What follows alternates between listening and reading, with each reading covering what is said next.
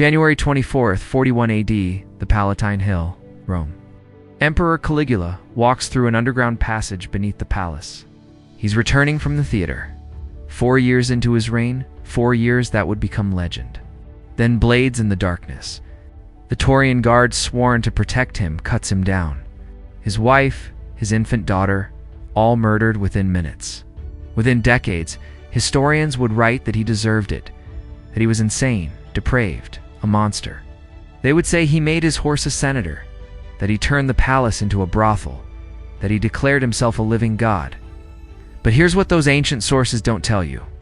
They were written by his enemies, men who wanted to justify his assassination, men with every reason to lie. So tonight, we're asking a different question. What if everything you know about Caligula is wrong? Or worse, what if some of it is true, and there's a reason no one talks about why? We're going deep into one of history's most controversial figures, separating propaganda from reality, examining the evidence and discovering that the truth might be stranger and darker than the legend. This video contains historical accounts of violence, sexual content, and political assassination. All claims are sourced from ancient historians and modern scholarship. Before he was Caligula the Mad, he was Gaius Julius Caesar Augustus Germanicus, a child growing up in Roman military camps. The soldiers gave him his nickname, Caligula, Little Boots, because he wore tiny soldiers' boots around camp. His lineage was impeccable. Great-grandson of Emperor Augustus, grandson of the legendary General Manus, son of Agrippina the Elder, one of Rome's most respected women. He should have been untouchable. Instead, he watched his family destroyed by paranoia.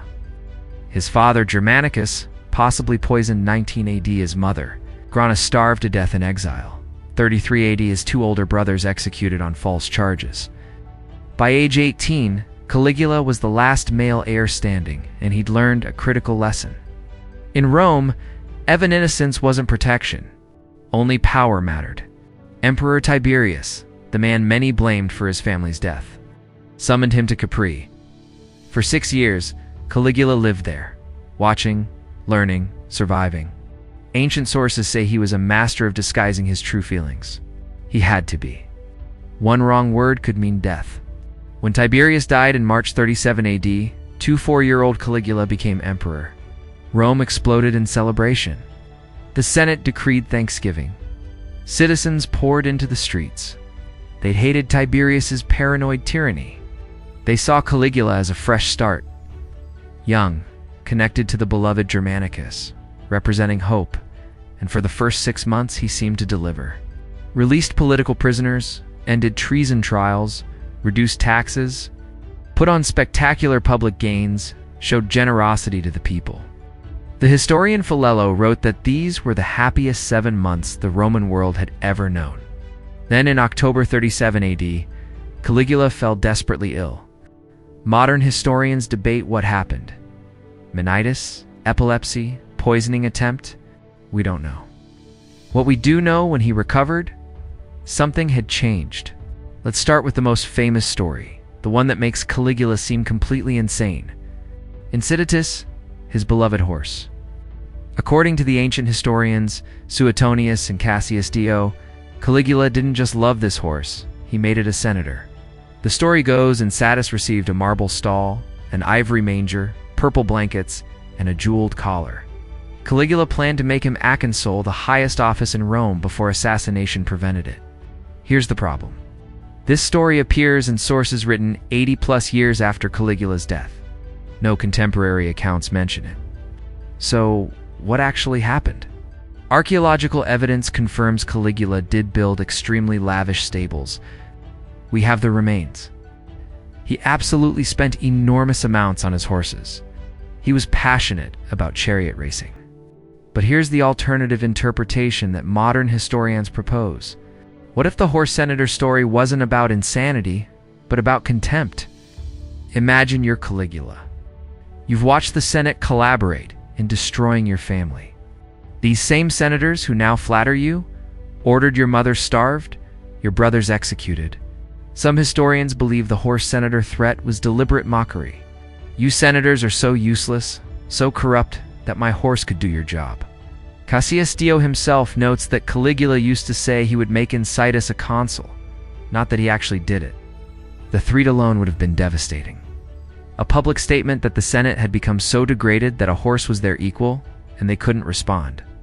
Challenging the emperor meant death, so they had to sit there absorbing the insult, their powerlessness on full display. After his assassination, those same senators told the story differently. Not Caligula mocked us, but Caligula was insane. He thought a horse could be senator. One interpretation makes them look weak. The other makes him look crazy. Guess which version they wrote down? The truth. We don't know for certain. Maybe he was mocking them. Maybe he really was delusional. Maybe it's some of both. This pattern where we can't separate fact from propaganda repeats throughout Caligula's story. Here's something we can verify from multiple sources. Caligula absolutely did declare himself a living god. This isn't propaganda. This is documented fact. He extended the temple of caste and Pak into the palace, literally making the palace part of a temple with himself as the deity. He erected a full-scale golden statue of himself in the temple, dressed in whatever costume he wore each day. Sometimes as Jupiter, sometimes as Neptune, sometimes as other gods. Citizens were required to offer sacrifices to his statue to worship him as they would Jupiter or Apollo. This is confirmed by multiple sources, including Philo of Alexandria, who was a contemporary and actually visited Rome during Caligula's reign. Now, context matters here. Romans had a complicated relevance with divine rulers. Julius Caesar was deified after death. Augustus allowed worship in provinces, not Rome. Eastern provinces had long traditions of living god kings. In Egypt and the East, rulers being gods was normal. In traditional Roman culture, it was blasphemy. But here's what made Caligula different. He demanded worship as a living god in Rome itself. Not after death, not in distant provinces, right there in the capital, where it violated centuries of tradition. And he used this divine status strategically. Rich Romans were summoned to fund his temples. Refusing meant insulting a god punishable by death. Political opponents could be executed for impiety toward the divine emperor. Most dangerously, he ordered a statue of himself placed in the Jewish temple in Jerusalem. Philo led a Jewish delegation to plead with him. His account survives. It describes Caligula. He would not even let us finish our plea, but burst out laughing and said, "So you refuse to acknowledge him as a god?" Only his assassination prevented a catastrophic religious war. The statue was never installed. Modern historians debate his motivations. Theory 1. Genuine delusion. Brain illness caused megalomania. Theory 2. Political calculation. Divine status made him untouchable. Theory 3. Testing boundaries. Seeing how far he could push power. Evidence for mental illness. His behavior became erratic after his 37 AD illness. Ancient sources describe insomnia, paranoia, sudden rages. Some modern doctors diagnose possible temporal lobe epilepsy. Evidence for political calculation. Divine status prevented Senate from challenging him legally. Funded massive building projects through temple donations. Created precedent later emperors would use. Most likely some combination. Perhaps illness affected his judgment. But he was clear-headed enough to exploit his divine status for political gain. When Caligula became emperor, he inherited one of the largest treasuries in history, 2.7 billion sesterces. That's equivalent to roughly $2 billion in modern money. Within 2 years, it was gone. How do you burn through that much money? Documented spending. The Nemi ships. Caligula built 2 massive floating palaces on Lake Nemi. Not ships for war or trade. Palaces. When Mussolini drained the lake in the 1930s, they recovered the wrecks. The scale was staggering. Over 70 meters long, marble columns and mosaics running water and heating systems, essentially floating villas. Why? Because he could. The Bay Bridge. Caligula built a temporary bridge across the Bay of 3 kilometers long using ships lashed together as a platform. Cost astronomical purpose. He rode across it in triumph wearing armor, allegedly belonging to Alexander the Great. Just To prove wrong, an astrologer who said he had no more chance of becoming emperor than of riding across the Gulf of Bayonne. Horseback palace expansions. He massively expanded the imperial palace on the Palatine Hill. The imperial palace on the Palatine Hill. The remains are still visible today. Sprawling additions that served no practical purpose beyond displaying wealth. Spectacular games. Hepaton games that made previous emperors look cheap. Exotic animals from across the empire. Elaborate naval battles in artificial lakes. Gladiatorial contests lasting days. Free food distributions. The people loved this. The treasury didn't. By late 39 AD, the money was gone. So Caligula found new revenue streams, forced inheritances. Rich Romans suddenly found themselves accused of treason, standard punishment, execution, and estate seizure. Ancient sources list examples. A man executed because Caligula wanted his house. Wealthy citizens pressured to name the emperor in their wills. Some allegedly forced to suicide after naming Caligula as heir. Creative taxation. Suetonius documents new taxes. Caligula imposed tax on prostitutes. This one was actually smart economically. Tax on food sold in markets. Tax on lawsuits and contracts. Tax on porters and laborers. Tax collectors were reportedly brutal. Citizens complained they couldn't afford the rates. Caligula's response, according to Suetonius, "Let them hate me so long as they fear me." Gladiator sales. He started selling condemned criminals to gladiator schools at inflated prices. He auctioned off palace furnishings from previous emperors. He allegedly even auctioned off sexual access to imperial family members at his parties. Though this claim comes only from hostile sources and is probably propaganda. Modern economic historians note that Caligula's spending wasn't just personal indulgence, it was politically calculated. Massive spending on games and buildings employed thousands of workers, kept the populace entertained, demonstrated imperial power, funded political loyalty. The problem wasn't the spending itself. Augustus had spent similarly. The problem was speed and sustainability. Caligula spent in 2 years what Augustus spent over 40. By 40 AD, Rome faced a genuine fiscal crisis. The emperor's erratic behavior was destabilizing markets. Wealthy Romans were hiding assets. Tax revenue was dropping. The Roman Senate had been the heart of the Republic for centuries, even under the empire. Senators retained dignity, status, respect. Caligula systematically destroyed that. This is documented across multiple sources. These aren't propaganda. They're things senators themselves recorded happening. The running senators Caligula would force elderly senators to run alongside his chariot for miles in their togas. In the heat, some collapsed. Why? According to Suetonius, because he found it amusing. Senators as servants. At dinners, he'd make senators stand by his couch like slaves, serving him personally. Men who'd held consulships, the highest office, reduced to waiters. Public mockery. He publicly insulted senators' wives, sometimes propositioning them in front of their husbands. He forced senators to attend his parties, then humiliated them there. He invited them to watch executions of their colleagues. One famous incident, a senator fell asleep during one of Caligula's speeches. Caligula had him dragged out and beaten, then forced him to stand through the rest of the session. But the most dangerous humiliation targeted Cassius Chaerea, a senior Taurian guard officer. Chaerea was a military hero decorated in Germania, respected by his men. Caligula mocked him relentlessly for having a soft voice.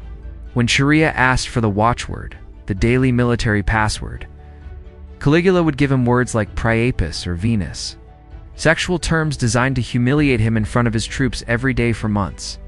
A decorated soldier systematically humiliated by a 28-year-old emperor. Modern historiansis. Why? Theory 1. Genuine sadism. He enjoyed cruelty. Theory 2. Political strategy. Keep the Senate terrified and compliant. Theory 3. Preventive. Humiliated men don't plot coups. Theory 4. Testing loyalty. See who would endure anything. The Senate situation was impossible. If they resisted, execution for treason. If they complained, execution for disrespect to the emperor. If they plotted, execution before they could act. If they did nothing, endless humiliation. Previous emperors had wielded power carefully. Augustus maintained the fiction of senatorial dignity. Tiberius was paranoid, but mostly distant.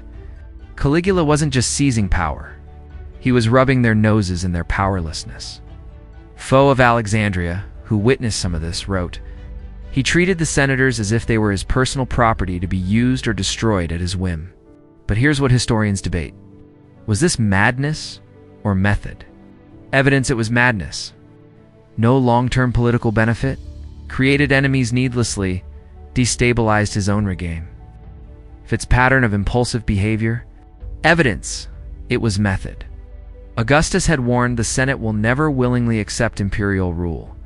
Breaking their spirit prevented organization against him. Terror was effective. No successful plots until the very end.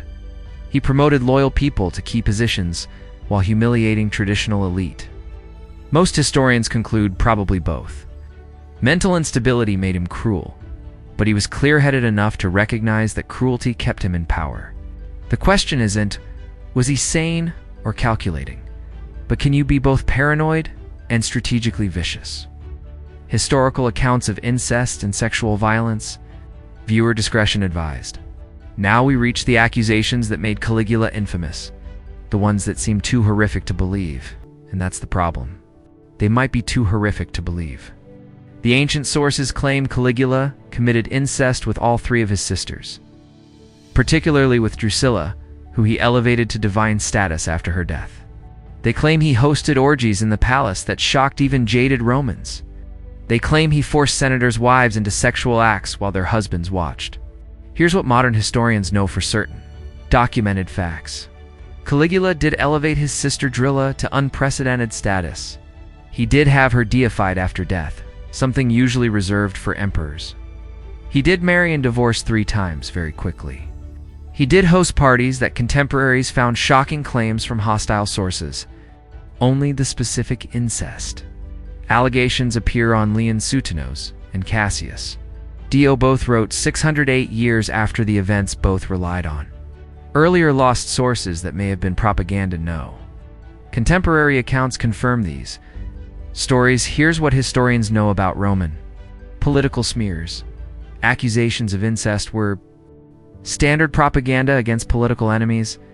Julius Caesar was accused falsely of affairs with multiple Menus's daughter. Julia was convicted of adultery as political punishment. Tiberius was accused of horrific sexual acts on Capri, probably exaggerated. Nero was so accused of similar crimes to Caligula. The pattern destroyed an emperor's legacy by accusing him of the worst imaginable sexual crimes. Let's look specifically at the Drusilla situation. What we know, Caligula was extraordinarily close to his sister Drusilla. He took her death so hard he fled Rome for months. He made it a capital crime to laugh or bathe during the mourning period. He named his daughter after her. Alternative interpretation. Maybe this was grief, not incest. Maybe a young man who'd watched his entire family murdered was devastated when his last close relative died. Maybe Roman culture had different boundaries around sibling affection than ours. Maybe deifying her was political, cementing his own divine status through family connection. Or maybe the accusations are true. We'll never know for certain. Modern scholarly consensus, probably some mix of fact and fiction, genuine, inappropriate. Behavior exaggerated into political propaganda. Dr. Alois Winterling, one of the leading Caligula scholars, argues we must read these sources critically. They had every reason to portray Caligula as a monster. Some accusations are likely true. Some are certainly false. We may never separate them completely. Similarly, the claim that he turned the palace into a brothel, evidence from multiple sources mention this. Caligula definitely hosted shocking parties. He did use sexuality as a political tool. Evidence against all detailed accounts come from hostile sources written decades later. No contemporary accounts confirm specifics. Similar accusations against other emperors turned out to be exaggerated. The claim serves the political purpose of justifying assassination. Why does this matter? Why can't we just say, yeah, he was a monster? Because if we don't question propaganda from the past, we won't recognize it in the present. Because character assassination through sexual accusations is still used politically today. Because the truth matters even about ancient emperors. What we can say with confidence, Caligula was sexually transgressive by Roman standards. He used sexuality to humiliate and control. He violated social norms deliberately. Whether the specific worst accusations are true remains unknown. January 2441 AD, 4 years into Caligula's reign. Cassius Charia, the guard officer Caligula had humiliated for months, leads a conspiracy. The plotters include multiple Taurian guard officers, several senators, palace officials, even some of Caligula's own staff. The plan: strike during the Palatine Games. Caligula will, in a theater on the Palatine Hill. He'll have to pass through an underground corridor to reach the palace. That's where they'll do it. The games proceed. Caligula watches from the imperial box. According to Josephus, who documented the assassination in detail, Caligula almost changed his plans multiple times. He considered staying to watch more performances. He thought about having lunch first. Friends urged him to leave while crowds were dense. Finally, he decides to return to Thepales for a bath and a quick meal. He enters the underground passage. Chara strikes first, sword blow to the neck. Caligula falls, but he doesn't die immediately. Ancient sources say he tried to speak, tried to defend himself. The conspirators stabbed him 30 times to make sure. Then they went hunting. They found Sonia, Caligula's wife, in the palace, executed her. They found their infant daughter, Drusilla. A soldier smashed the baby's head against a wall. The Senate erupted in celebration. Some Messinators proposed abolishing the imperial system entirely. Returning to the Republic, but the Taurian guard found Claudius Caligula's uncle, hiding behind a curtain in the palace. They declared him emperor. The Senate had no choice but to accept it. And then the story started. Senators who'd collaborated in murder needed justification. Palace officials who enabled him needed exoneration. The new emperor needed distance from his nephew. So they wrote, he was mad, depraved, inhuman, a monster. Some of it wastrue, some was exaggerated, some was outright fabrication. But they wrote it so well that for 2,000 years, people believed every word. So who is Caligula really? Here's what we know for certain. Documented facts. He declared himself a living god. He bankrupted Rome's treasury in 2 years. He systematically humiliated the Senate. He ruled through fear and unpredictability. He was assassinated by his own guards after 4 years. Unclear whether he was genuinely mentally ill or politically calculating. How much of his sexual transgression was fact versus propaganda? Whether specific famous stories like the horse senator or palace brothel are true? Likely some combination of both illness and strategy. Real cruelty, exaggerated by propaganda. A young man traumatized by watching his family destroyed who gained absolute power and used it absolutely. Compare Caligula to other young rulers with absolute power. Nero also inherited young, also became cruel, also ended in assassination. Commodus, similar trajectory, early promised descent into cruelty, assassination. Elagabalus, sexual transgression, religious upheaval, murdered young. The pattern. Young men given unlimited power often spiral into cruelty and excess. The question is that because power corrupts, or because Rome gave power to traumatized, unstable people and expected different results. What does Caligula teach us? Lesson 1. Question the narrative. Don't accept propaganda at face value. The winners write history. Always ask who benefits from this story. Lesson 2. Power without accountability. Absolute power doesn't just corrupt, it enables. Caligula could do anything because no institution could stop him. That's the real horror. Lesson 3. Trauma and power don't mix. A young man who watched his family destroyed for political reasons should never have been given unlimited authority. That's not a recipe for stability. In the end, we'll never fully know Caligula. Was he mad? Probably by modern standards. Was he evil? Probably by any standards. But ways varithing, they said true. The ruins of his palace still stand on the Palatine Hill. You can visit them. The archaeological evidence shows genuine megalomania, massive construction, divine imagery, staggering expense, but it can't tell us what was in his mind. The story of Caligula reminds us that history is always more complex than legend. If this investigation into separating fact from propaganda interested you, subscribe to The Hollow Throne. We question historical narratives and examine the evidence behind the stories. What do you think? Was Caligula genuinely insane, a political genius using cruelty strategically, or a traumatized young man with too much power? Leave your thoughts in the comments. One last thought. When they killed Caligula, they killed his infant daughter too. Smashed her head against a wall. She was completely innocent, but she was his blood, so she had to die. That tells you something about the kind of world Caligula lived in, and maybe why he became what he became. Sources and bibliography available in description. This video uses accounts from Suetonius, Cassius Dio, Josephus, Foe of Alexandria, and modern scholarly analysis. This has been The Hollow Throne, where we examine history's dark corners with honesty and evidence.